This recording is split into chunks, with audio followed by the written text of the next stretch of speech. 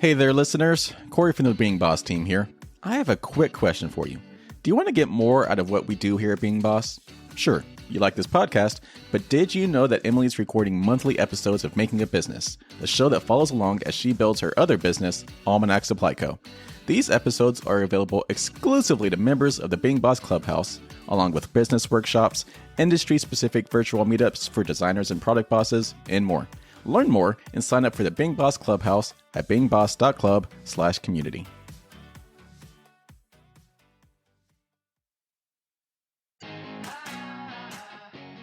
Welcome to Being Boss, a podcast for creatives, business owners, and entrepreneurs who want to take control of their work and live life on their own terms. I'm your host, Emily Thompson, and today I'm joined by my friend, Erica Courdae, to talk about letting go of your sense of urgency, the difference between reacting and responding, and how to resolve conflict responsibly as a business owner. You can find all the tools, books, and links we reference on the show notes at www.beingboss.club. And if you like this episode, be sure to subscribe to this show and share us with a friend. In my experience, creatives struggle with sales. You're great at what you do, but you have a hard time talking about it, especially in sales-focused conversations. If this is you, then I have your next podcast recommendation for you. The Salesman Podcast, hosted by Will Barron, brought to you by the HubSpot Podcast Network. If you want to learn how to sell, the Salesman Podcast will teach you how to find buyers and win business in effective and, my favorite, ethical ways.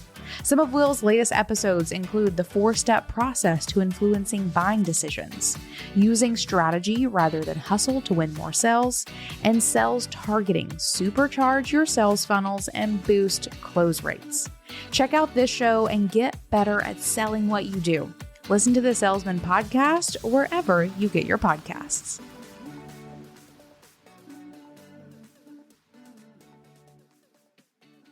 Erica Courdae is a trusted advisor to entrepreneurs and executive teams committed to shifting focus, power, and resources in order to create more equity in their business and the world. She believes imperfect action is necessary to create meaningful social change and helps public figures engage in the work without fear of judgment. In 2018, Erica co-founded the Pause on the Play podcast. After receiving requests from listeners for a space to connect on the show's topics, Erica expanded the Pause on the Play brand to include a community and consultancy. Her leadership has now helped hundreds of individuals define their values, diversify their networks, and call people into conversations about inclusivity and individuality.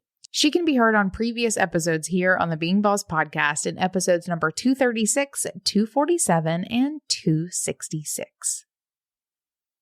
Erica, welcome back to Being Boss. Thank you. I'm so glad to be here as always. I am super excited about this chat. Just so everyone knows, Erica is one of my business besties. We are consistently chatting about not really even just business, probably less business than anything, actually, if I'm being quite honest. And one of the things that I love about having relationships with people who do business is that, and relationships with people who also are frequent guests on the podcast, is sometimes they just message me and they're like, hey, can I come talk about this thing? And 9 times out of 10, I'm going to be like, of course you can. And so you popped up in my Marco Polo a couple of weeks ago and you were like, I have this thing on my mind that I would love to come chat with you about. And at that time, the topic was urgency. And in our previous discussions around this, it sort of molded into something else. But I would love sort of 2 things from you to get us kicked off. 1 is, what have you been up to since the last time we chatted? And 2, what has you wanting to have this conversation today? Let's see. Well, I've been up to what I'm always up to, which is getting people to pay attention to things that maybe have become rote in life and how their values show up, how diversity, equity, and inclusion shows up, continuing to have these conversations in business, in life, on the podcast, over on Pause on the Play.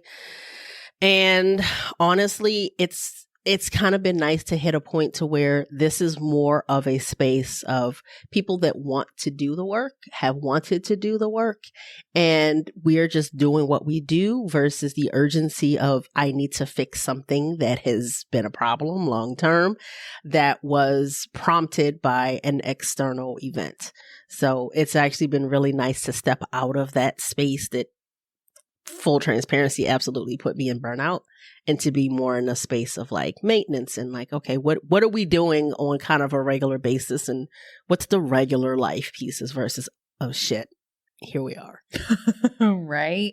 Oh, I love that you bring up this like burnout topic, because I feel like that's something so many people are feeling right now. And I've been able to witness your prioritization of you taking care of yourself and like shifting your mindset around, you know, really putting your own needs first and those sorts of things. So can you touch on that just a little bit? Like, what has that looked like for you to, you know, dig yourself out of that hole? Or continue digging yourself out of the hole, as it may be. Because that's a constant thing. Because I feel like depending on what's happening at that moment, as somebody that can easily pick up the emotions of what's happening around me, it's a regular thing of like, wait, that's not mine. We're going to put this bag down and walk away from it. And part of it is something that I know you will appreciate, which is saying no. Like just not, whether it is just something that would have been a no previously, or me just feeling like if it's not a hard yes, it's a no, because I don't want to do things just because I think I have to.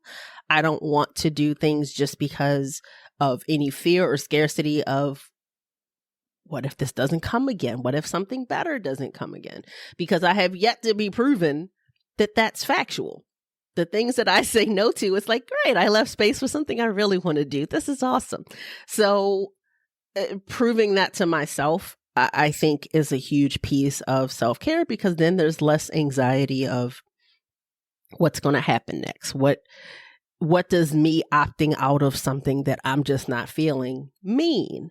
Or how does this support the types of relationships I want, because I am saying yes in places that matter, and not having to worry about these, you know, the money attached to it or the visibility attached to it. It's simply what I feel as though is best for me, and my intuition guides me well, and I listen to her.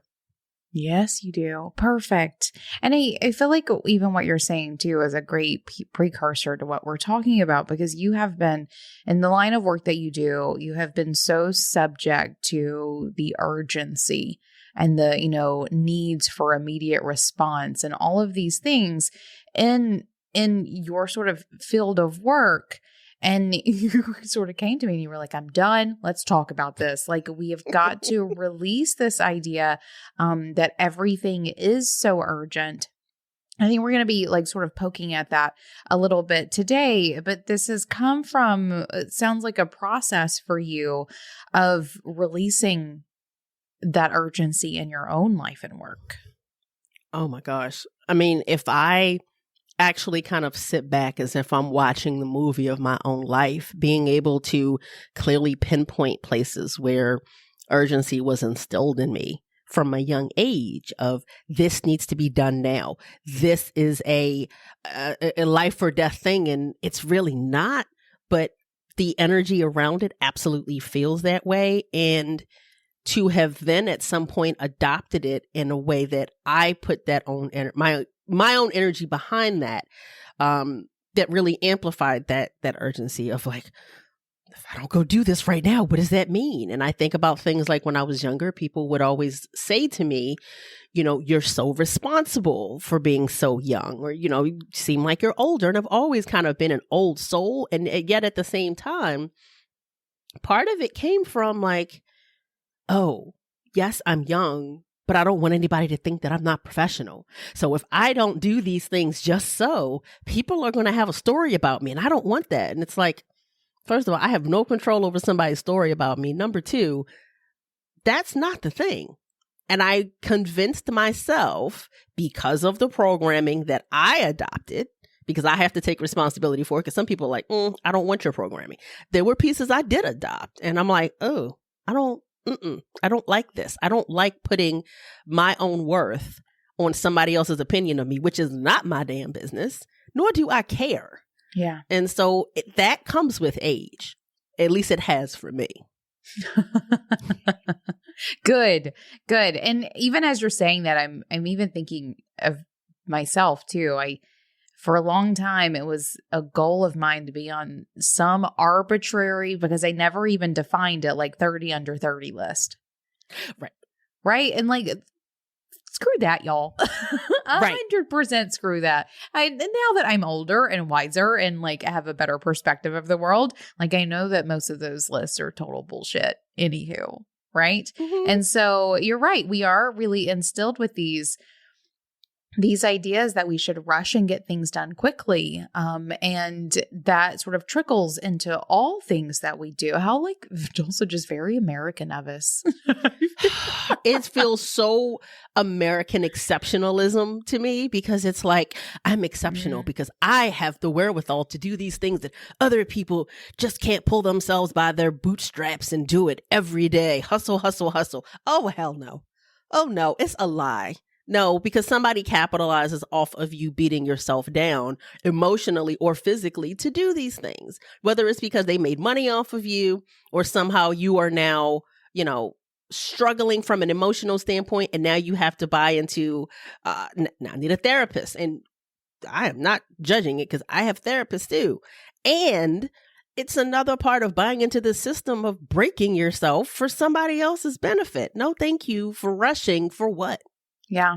Right. And it trickles down into like, I'm also thinking of things like, whenever you are doing course launches or sales, like it's such a part of marketing too. You're talking about like these unrealistic expectations in terms of speed, but also beauty. Like those two things are like, you have to be beautiful and fast, y'all, if you want to succeed.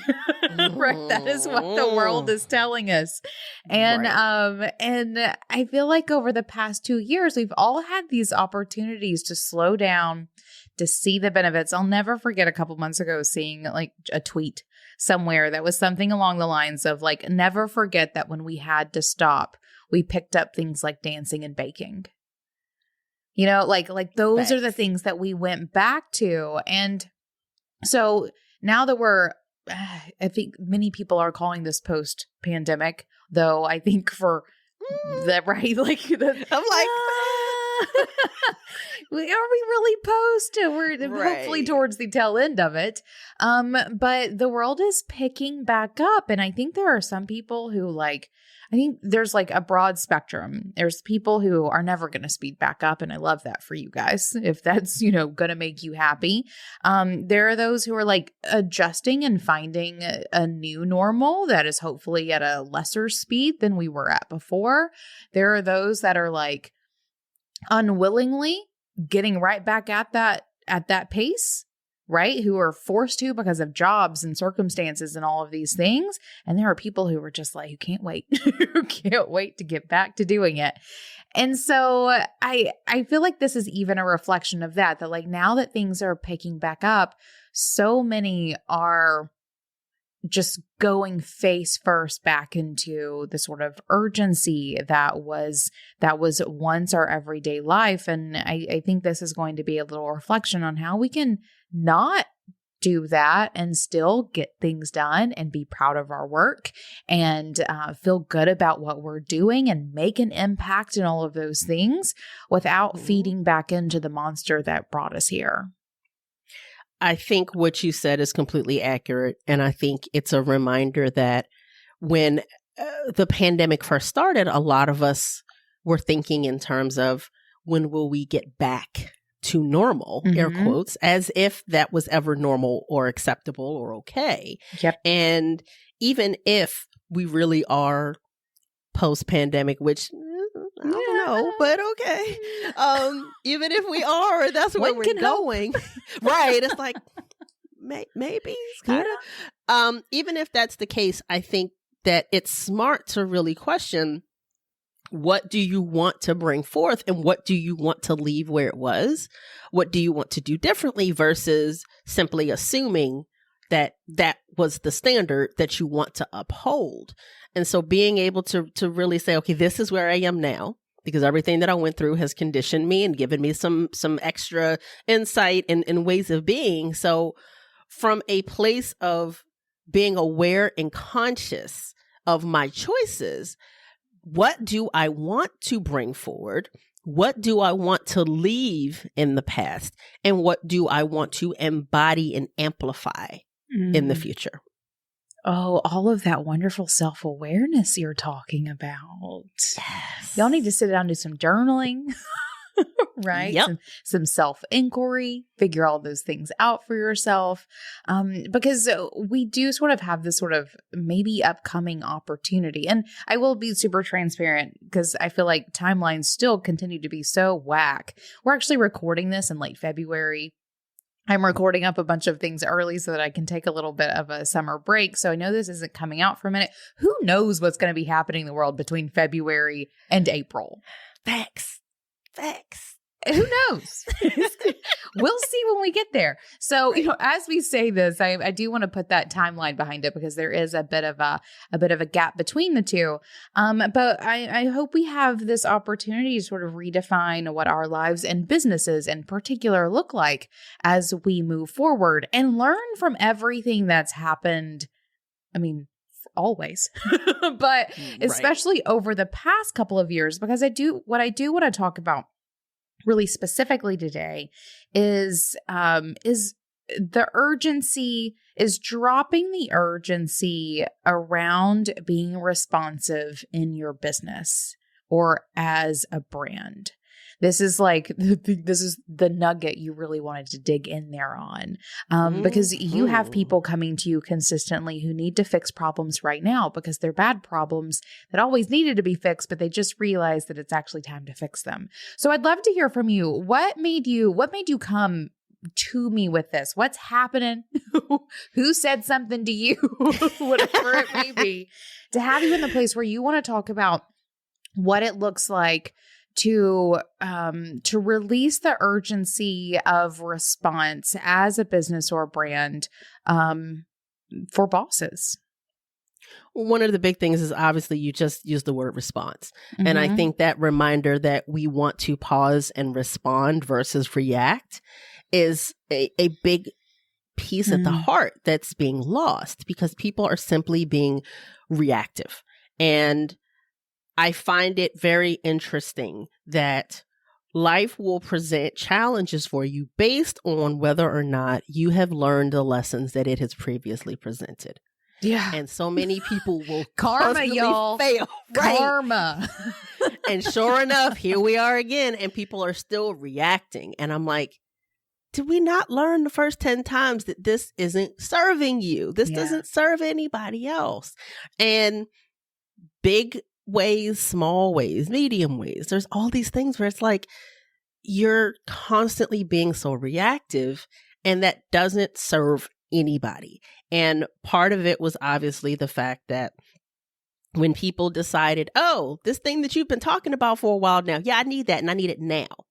There was that initial reactiveness that, like I said, kind of pushed me into burnout. And then me being like, no, I've been Black my whole life, and y'all just realized today that this Black woman can help you. You can wait a couple more days. It's fine. Like, it's fine. Don't decide to then come dump that on me because you have chosen to not deal with it anymore and you want to offload it. But I found it really interesting that I had been consistently seeing that the work that I do really brings urgency and that reactivity to the surface because people are so afraid of what happens if I don't fix it now. What happens if it goes another day? What happens if I don't make changes that are visible to the public to witness now? And the reality is that if that didn't matter yesterday, today is not the day to decide to rush everything, because that is just disingenuous. And I noticed that coming up, obviously, like I said, back in 2020. I mean, and honestly, not even just the death of George Floyd, but we saw that happen with the pandemic. Everybody wanted to be the first person to hop in your inbox with yet another email that had COVID in the subject line. And it was like, please stop. Stop it. Like, why? And fast forward now to 2022, and when everything happened around Spotify that I talked about on my podcast around the fact that it was a lack of transparency around values, how they intersected with boundaries, and what happens next when they're violated. That was what was happening. It had nothing to do with the individuals. And I noticed how people were like, I have to talk about this now. And I'm like, we're doing this again? And I'm like, this is just a much smaller scale repeat of what was a large scale back in 2020. Like, oh, we need to do this now. And you would go on Instagram and people would put the black square, which I laid in the people about it. You can feel free to go dig back if you want that live.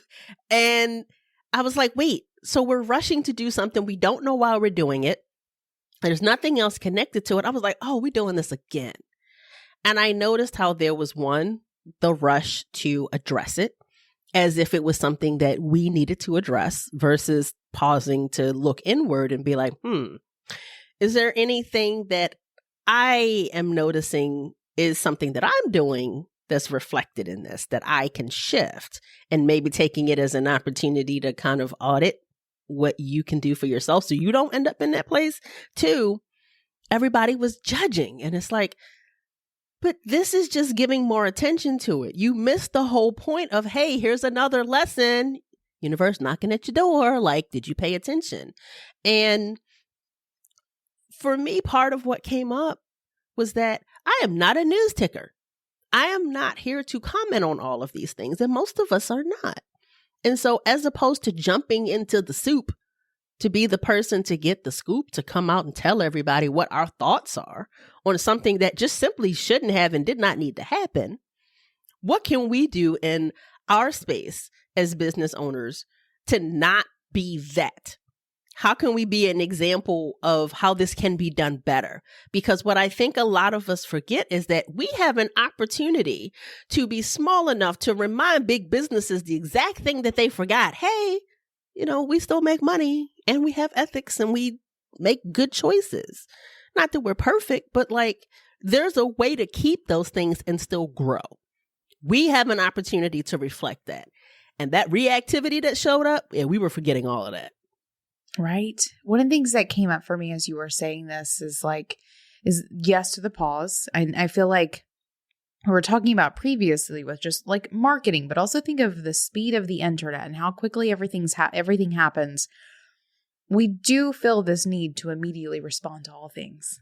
Right. Right. And even think about, and I'm even thinking about this really incredibly small scale with a customer service issue. Someone sends you an email, something has gone wrong, you get heated immediately. Like, I know what it feels like. I know that feeling. And you want to spout off immediately or fix it immediately or whatever it may be, as opposed to just like taking a pause, seeing what broke, what did not work. What part of the process was non-functional? Is it something that you're responsible for or something that someone else is responsible for? And responding in a way that is not just an action, but the most impactful action that you can take. Because I think that's the difference, right? Is just taking an action so that people can see you take an action, or so that you can make yourself feel better for taking an immediate action, or legitimately, or legitimately taking the time to make the most impactful action you can possibly make.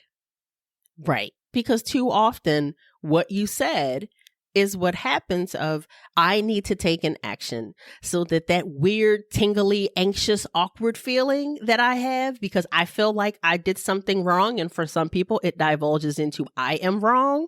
You're trying to assuage that. You're trying to make that go away. And you likely are going to miss what's actually happening.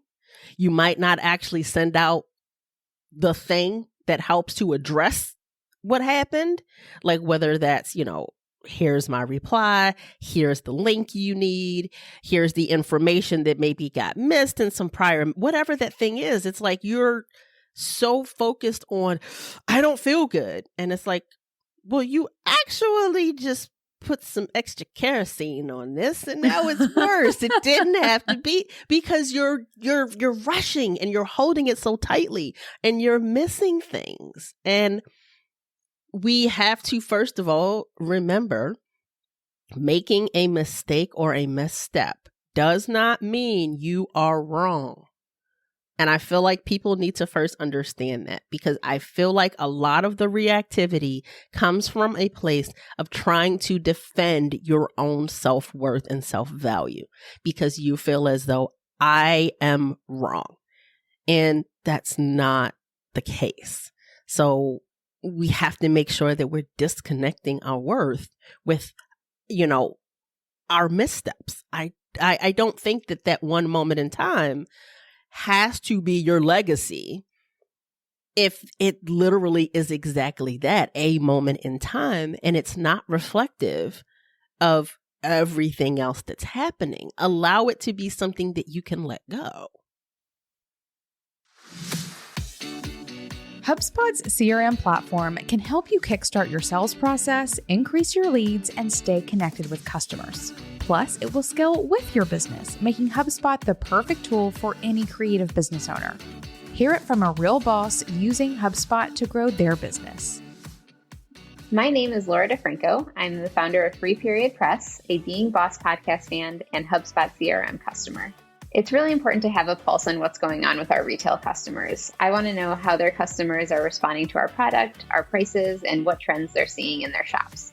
Even though we're working digitally, we're trying to keep our relationships as human as possible by developing real connections with store owners. We use HubSpot to track all of our wholesale accounts and prospects. We're honestly just scratching the surface in HubSpot's capabilities, but it's really nice to know that we're set up in a system that has the features we'll need as we grow. We track the contact information for all of our wholesale stockists and leads in HubSpot. There's so much data that we can add for each stockist, not just email and address, but any personal notes, the last time they ordered, or special requirements. When it's time to reach out to our accounts, we can filter so that we're sending more personalized messages to each store, and that is super helpful. My HubSpot CRM platform helps my business stay connected. Learn more about how it can do the same for yours at HubSpot.com. I'm loving this line of thought around being wrong and being okay with being wrong, and actually taking the time to turn a wrong into a right instead of just adding a wrong on top of a wrong. That. Because I feel like there's so much in there. And one of the things that I want to dig into, I was reading somewhere the other day, I cannot for the life of me remember where, but it was talking about how one of the sort of hallmarks of an entrepreneur is that you're okay being wrong, and that you literally go at what you do with an expectation, because you legit should go at it with an expectation that you are going to be wrong. And sitting with being wrong is not easy for hardly anyone, but it should be easiest for those of us who are embracing entrepreneurship, right? We should learn to sit and own that discomfort, because it's literally, in some cases, something that we're aiming for.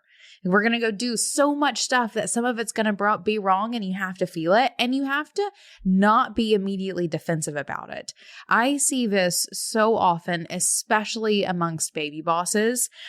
This idea whenever they get called out for something, and not like bad called out, but like, maybe I can think of one scenario in particular where I was in a mastermind group situation with a couple of bosses, and one of them was a baby boss who was trying to talk herself into making her first hire.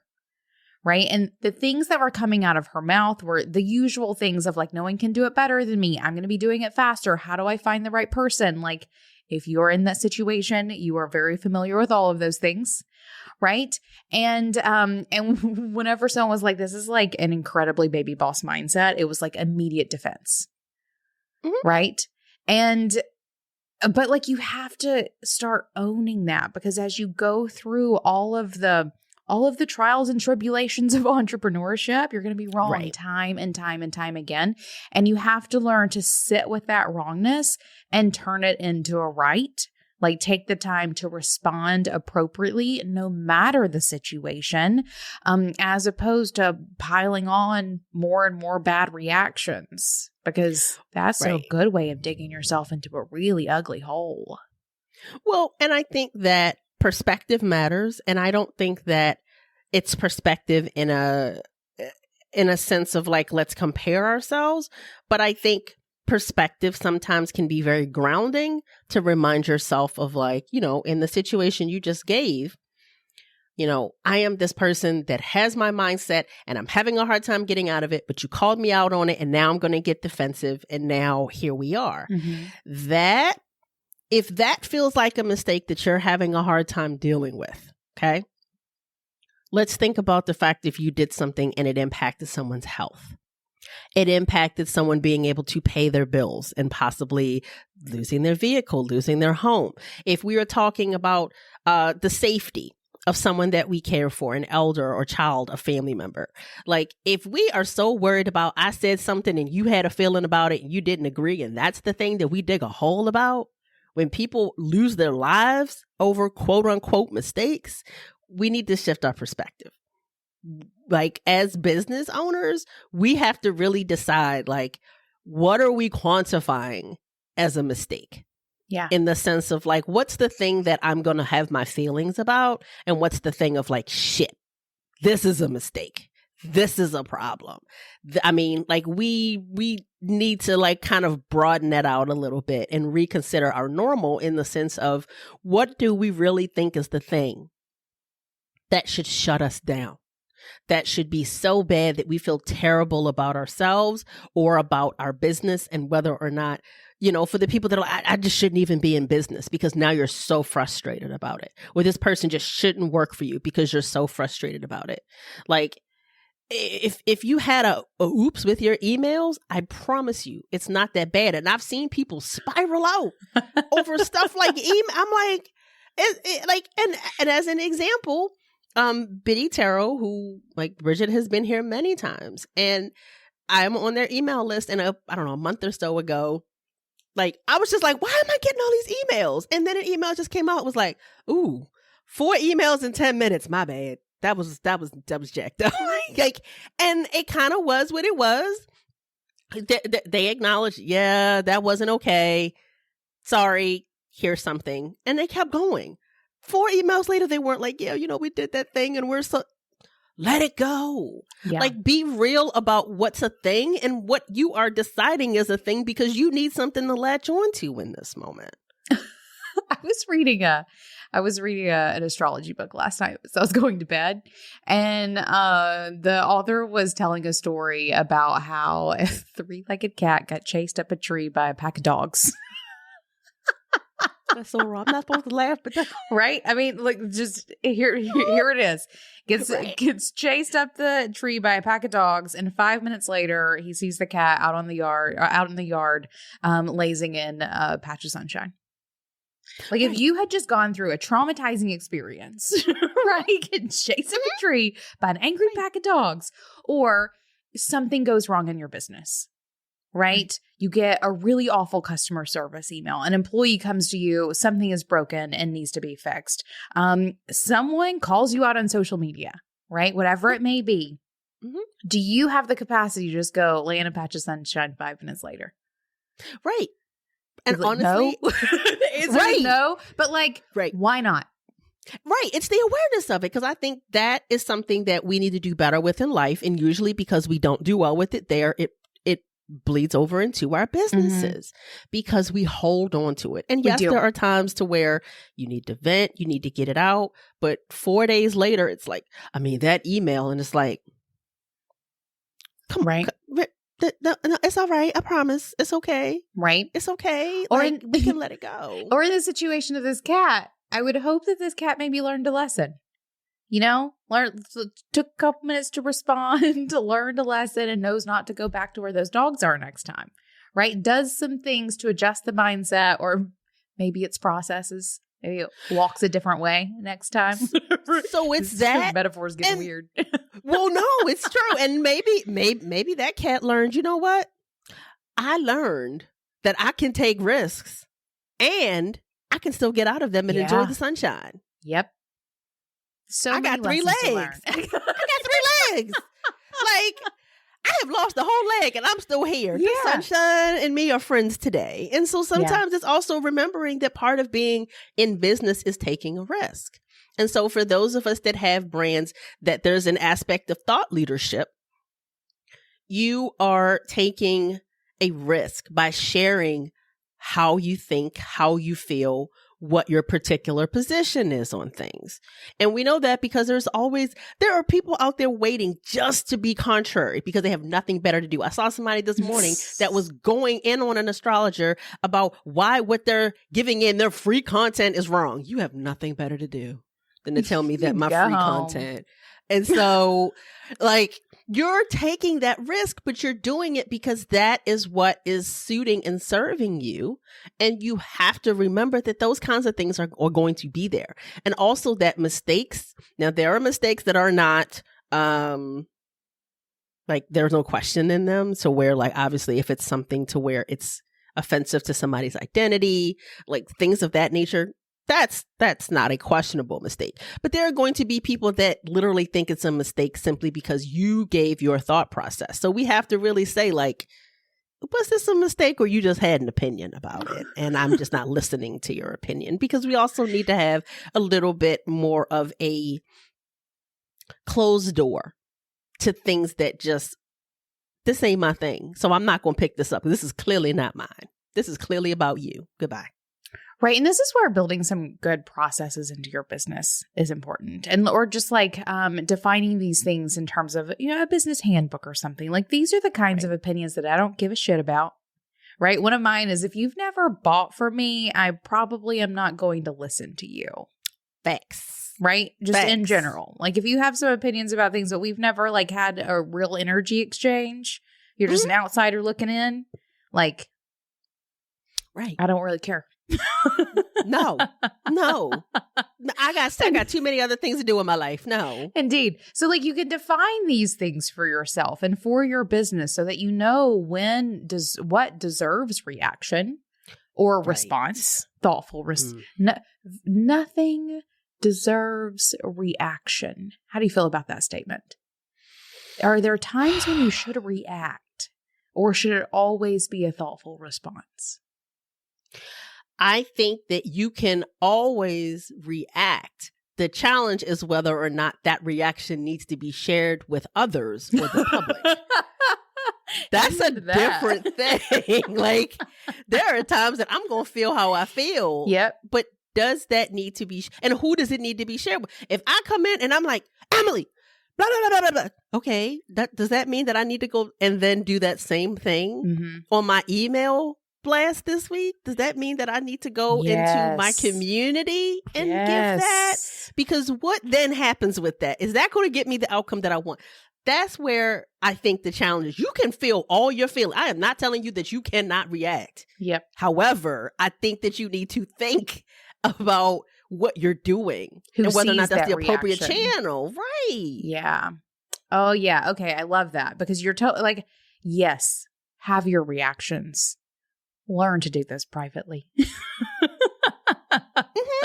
Because then you'll hear yourself say it and it's like, well, that was a little different than what I thought was going to come out. And because a part of that is you are processing, especially as someone who is a verbal processor.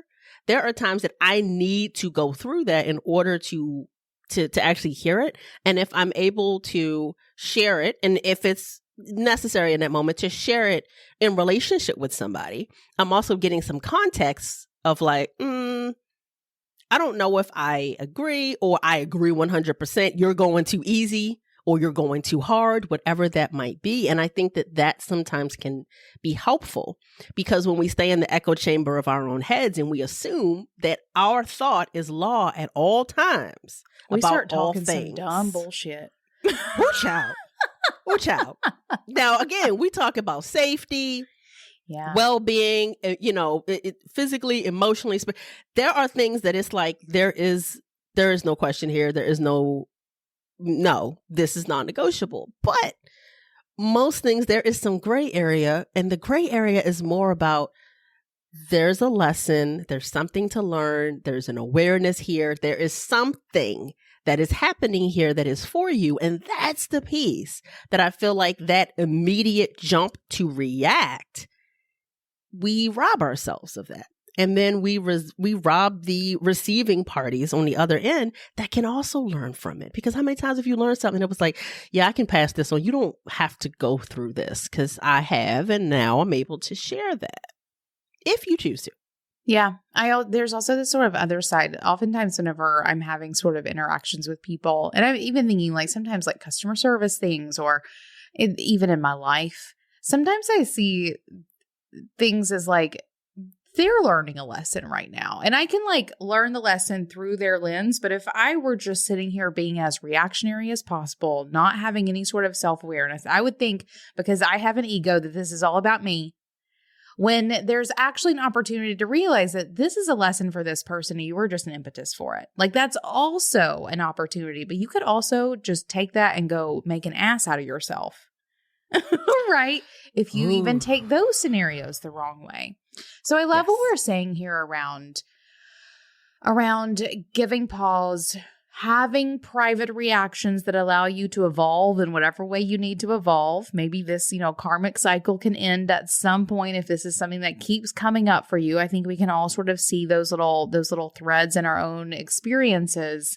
And then even going back to this idea of building some of these processes into your business and how it is that you can define what you're reacting to or responding to and what does not deserve your response, because that is also very much so an option. Think about creating, customer service processes, email templates, those sorts of things, having your team on board for it. And otherwise, I think there's this important thing that I want to incredibly highlight here, and that is you as the entrepreneur of like taking space, gaining self-awareness, looking at every conflict, because I feel like that's even sort of what we're talking about here is like conflict resolution, like dealing with conflict, right? Yes. Yes. Of taking the opportunities to really learn from those things and responding to them in a way that is through the lens of your values to whatever outcome comes from it. Because I don't want to be like, for the highest good. I mean, that's gorgeous and I love that. But like, really, like, I feel like if you are always responding to things through the lens of your values, which is something we talk about a lot here at Being Boss. I know you talk about this a whole lot as well. We have a quiz for it, beingboss.club/values, if anyone wants to go check out some content around it. But whenever you do that, whenever it's so a part of how it is that you do business, that you're even doing it through the lens of your values, you're always going to be okay with the outcome, no matter where the outcome falls on the spectrum of good or bad. And that's why values is the piece that I feel like so many people miss. Yeah. When I was recording episodes for Pause on the Play about everything that was happening with Spotify, the first thing that I acknowledged was that, okay, I don't want to start by having this publicly. I actually want to start by coming in and having this conversation in my community because they are the first stop. And these are people that have chosen to put their money behind coming in and supporting us, supporting each other, sharing with each other, and let us have this conversation first. And from there, what we were discussing, as well as what I had already outlined for me, I felt like was important to bring over to the podcast. That then gave me that space to feel like, okay, I want to talk about this and I'm going to purposefully put this conversation a month or two out because I am further bringing attention to the fact that this is not urgent. I don't need to talk about this while the thing is a conversation. I don't need to talk about this now because you want to talk about this now. You want to talk about that now, you come into the community and you have that space to be able to do that with us. But when I am choosing what I want to bring for this conversation through the podcast, then I want to make sure that through my values, I am actually bringing what is pertinent and what's necessary, but also acknowledging that like, hey, my values say we don't rush. I did that last year, which was 2021 with the insurgency in the Capitol. I rushed. I put out an episode because I wanted to talk about it immediately. I rushed myself. I rushed our podcast production team. And I was like, I will not do that again. And I'm not CNN. I'm not MSNBC. So I'm not here to give you the breaking news. I'm not doing those things. And so that is a demonstration of my values in all of the things that I do and all of the ways that I am working with people. And the beauty of values is the more you utilize them and the actual actions that you're taking, not just in theory, the more automatic it becomes to take those actions. Because I didn't think in my head, I need to put this out now. Honestly, when my muse woke me up out of my sleep at like 12 something that night to give me these downloads, my immediate thought was like, okay, can I do this tomorrow? And I was like, nope. Like I couldn't have got it a split second later. It was like, no, we are not going to do that. Get it down, record it, release it when it feels good. And so that automatic understanding of what is going to go through the filters of my values was there for me because I was showing my values that they were important to me. It's like being in a relationship with someone.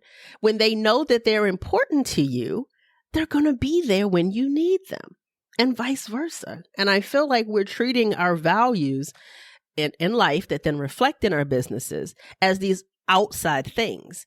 And they are entities that we're in a relationship with. And too many people are not in an intimate enough relationship with their values. Bam. Indeed. Indeed. But they are they are the lens through which all of these things need to go. Right. Because, as you're talking about, like, I feel like with the urgency of content creation, for example, you're missing out on the rush of search volume and all the SEO gold that comes from that, right? And so like there can be a bit of FOMO, very legit. Like I need to do this fast so I can really capitalize on it, whatever that may be. But because you are doing it through the lens of your values, this idea of not rushing it, you feel good about it and screw SEO. That's not your values. No. And it's given me the opportunity to behavior model what I want my people to understand, which is that the goal is not to be the first to have this conversation. The goal is to be in this conversation thoughtfully and intentionally. Yeah. And that is the purpose. And that has absolutely nothing to do with when we have the conversation. People have podcasts where they talk about historical things that happened hundreds and thousands of years ago. I am pretty sure that a couple months in the big scheme of things is not going to make it. It's fine. If it's really that irrelevant, you probably shouldn't be talking about it. Boss, let's get real. Are you still struggling with managing the money side of your business? These days, with tools and tips and me driving it right into your ear holes, there's really not much excuse for you to not have this under wraps. So let's go back to the tools. Our friends at FreshBooks have made this about as easy for you as it can be. FreshBooks has everything you need to manage your books. Invoices, expenses, time tracking. It'll even send out automatic reminders for invoices and fix you up with late fees when a client doesn't pay on time, which means it's also here to ease the pain of having those awkward conversations when necessary. What more can you want? If you're determined to do your own money management or just are not ready to hand it off yet, stop messing around and go check out FreshBooks. Try FreshBooks free for 30 days, no credit card required by going to freshbooks.com/beingboss to get started today. Okay, I have like a real world conflict situation or like scenario that I want to run by you though. So let's say though,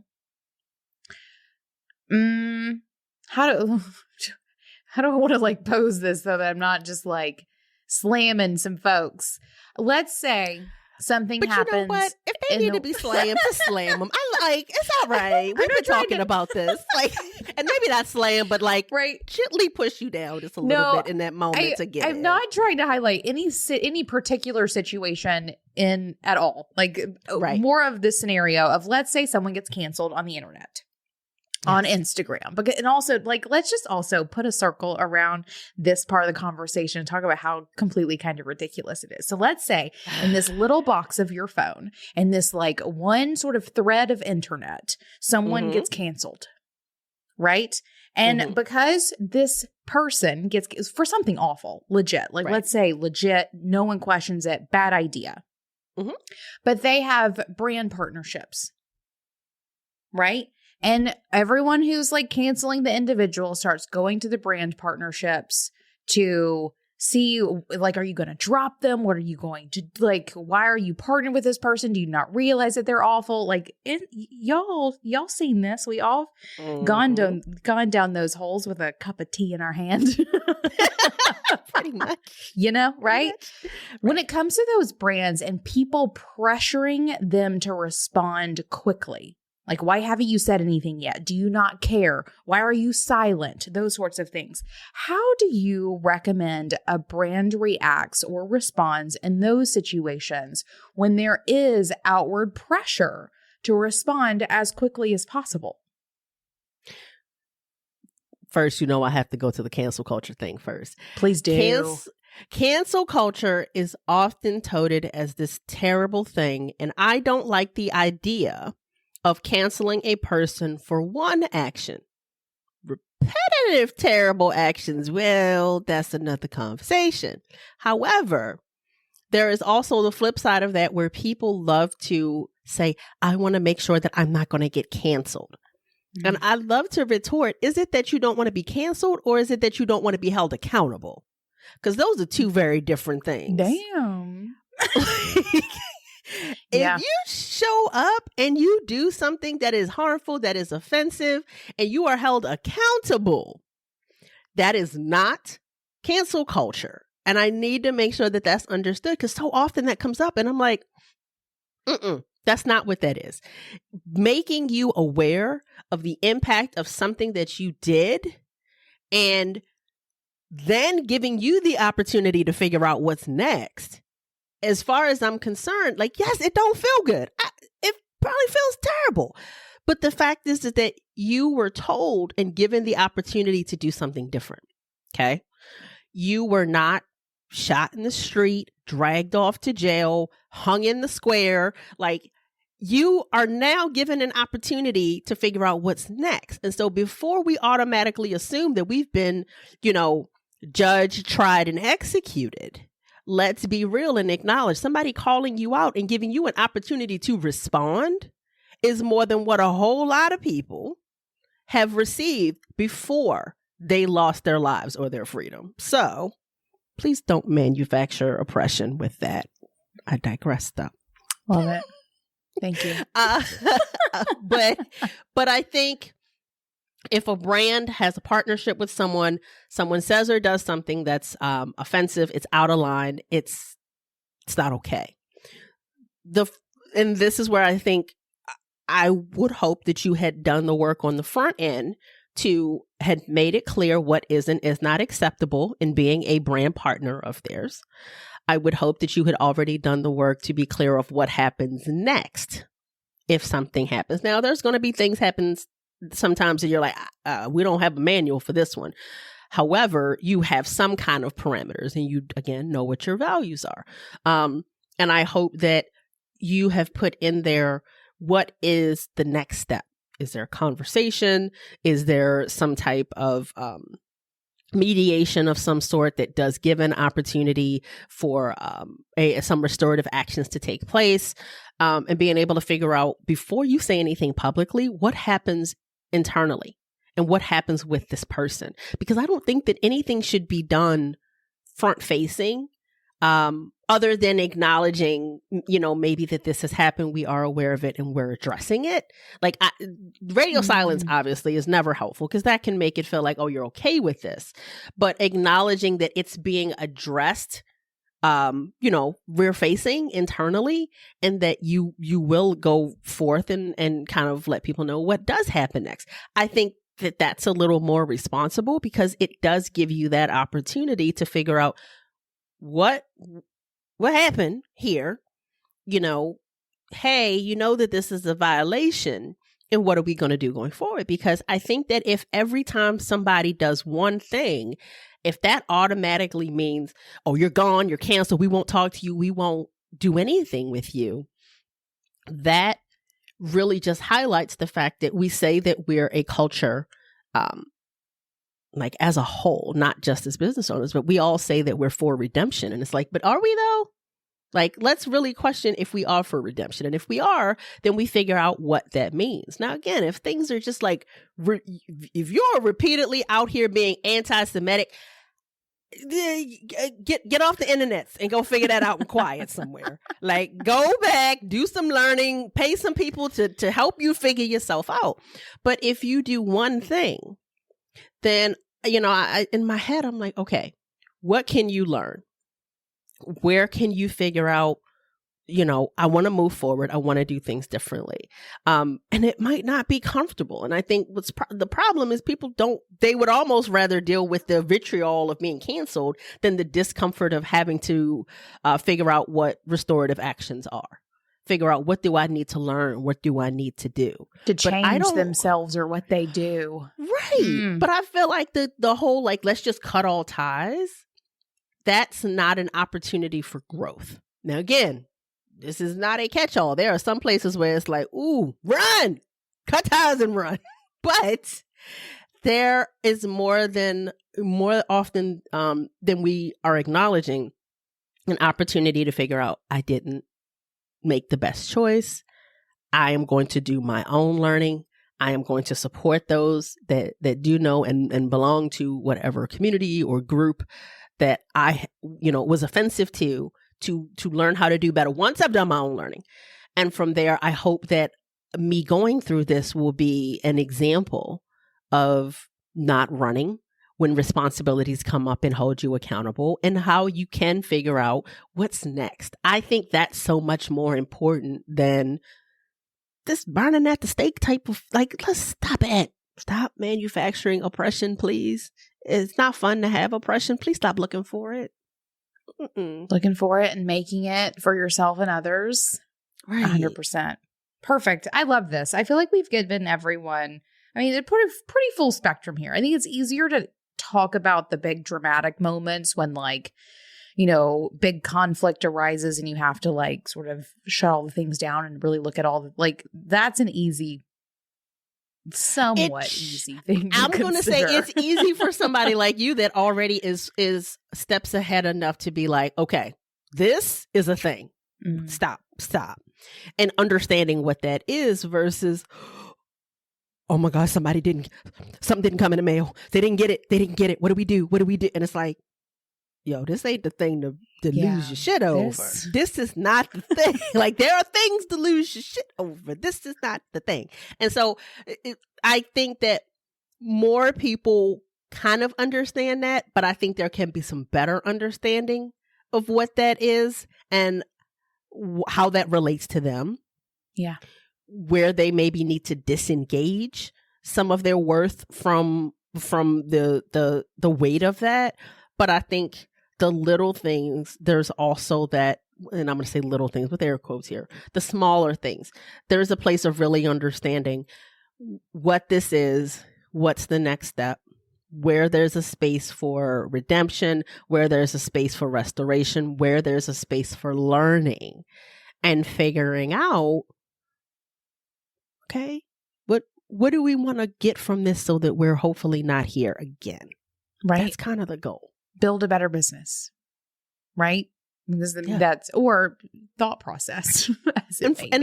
and fortitude to not allow the things that aren't as big as we have made them to be in our heads to be our undoing. Oh, yep. And even going back to something you were saying earlier, through conversation, having your people. I mean, how many times have we even gotten on Marco Polo together, but like, let me tell you this shit, talk me out of it. Or like, you talk me off this cliff or whatever it may be. Right. To talk things out and get different perspectives and have people ask you questions. I have many people in my life that I've been able to do this with for years. And similar to what you were talking about earlier, most of the things that you guys hear me say or read that I've written, I'm not having the thought while I'm writing it. Right? Or while I'm saying it. These are things that I've been massaging and having conversations about for months, sometimes years before anyone outside ever experiences my opinion or take on them. And I think the more that we can build that, it doesn't mean that, you're missing out or you're like, missing the opportunities. It's just that you're being responsible with the content that you're creating and the business that you're building. You're taking responsibility for those things as an entrepreneur. And otherwise, there's just a lot of mindset stuff that goes with showing up and being okay with making mistakes. And then knowing that when you make mistakes, the next step is to solve them or create a solution. Is. And the first thing that I would like more people to do when that comes up is to STFU. It is free and abundant. Just for a second. For a hot second. For anyone who doesn't know what that stands for, shut the fuck up. Period. Yep. Go take a nap. Right. Do something. Right. Like give it a minute before we like, blah. Like, yeah. No. We don't have to do that. Right. It's okay. Just take a pause. Go take a breather. Take a walk. Take a nap. Do all kinds of things. Otherwise, you're right. STFU. Perfect. Erica, thank you so much for coming and having this conversation with me. I'm so glad to dig into this. And I hope that everyone listening has at least some new tool to add to their tool belt to make it easier for you to show up in the ways that you want to show up, for you to curate and create the content or things that you're here to create, the experience you're here to make for your clients or your customers, and otherwise deal with things that come up, because as you show up, things happen. Yep. Right? We're all here to learn lessons and evolve and get better. And I think only when we sort of accept that as part of our path are we less afraid to show up and do the things, and otherwise legit just try to be a good person. Jesus Christ on a cracker. Is it too much to ask, y'all? Just try to be a good person. Right. Erica, where can people find more about you around the interwebs? I would love for you to come on over to pauseontheplay.com so you can learn more about what we do. You can learn more about the community, and you can learn more about the podcast, which I'm having conversations like this solo, as well as with my co-host India and amazing guests, because the conversations that we are having really prompt you to figure out how to reconsider your normal, how it is that you can be a better imperfect ally, and what's next for you, and that it's okay. We'll figure it out together. So pauseontheplay.com. You can find out everything there, and same on Instagram at pauseontheplay. Awesome. And Erica, what's making you feel most boss these days? My rings. It is honestly, and that was I saw it flashing around while you were talking. I love it. That was like, and I know that probably feels like, really, that's the thing. And sometimes it is the small things that remind you of like that inside piece. It gives you a reflection of it on the outside. And in this moment where it's not quite warm outside, it's actually really dark and cloudy today. It cannot figure out if it wants to be cold or warm. This is something that reminds me like, you know what? I'm going to be able to kind of come out of my own hibernation soon. And it's a reminder that I don't have to have the sun out there to have my sun inside. So it's been kind of fun. Of course, I'm exploring something. I haven't worn rings in so long, so it's fun. I like it. My fingers feel purposeful. Well, yeah, they look purposeful. Again, I keep seeing it flashing around. I'm like, yeah, girl, you worked that. You worked that. Just so everyone knows, Erica and our friend Tasha got literally first pick of a haul of rings that David and I brought home from New Orleans from a lapidary right in the middle of the French Quarter a couple of weeks ago. And Erica's just flashing around. I love just it. Flashing around. You can check some of those out at almanacssupplyco.com if you want to flash yours around too. Please do. And I think it's lovely to have these little reminders for ourselves, whether they're things that we wear, things that we smell, things that we see, things that we write, things that we hear, that remind us of our inherent power. And so things that can key us back to that, I think there's always a purpose for it. Lovely. Erica, thank you so much. It's good to chat with you. Thank you, Lev. All right, boss, because you're here, I know you want to be a better creative business owner, which means I've got something for you. Each week, the team at Being Boss is scouring the news, the best entrepreneurial publications, and updates and releases of the apps and tools that run our businesses, and is curating it all into a weekly email that delivers the must-know tips and tactics in the realms of mindset, money, and productivity. This email is called Brewed. We brew it up for you each week to give you the insight you need to make decisions and move forward in your creative business. Check it out now and sign up for yourself at beingboss.club/brewed. That's beingboss.club/BREWED. Now, until next time, do the work, be boss. Yeah.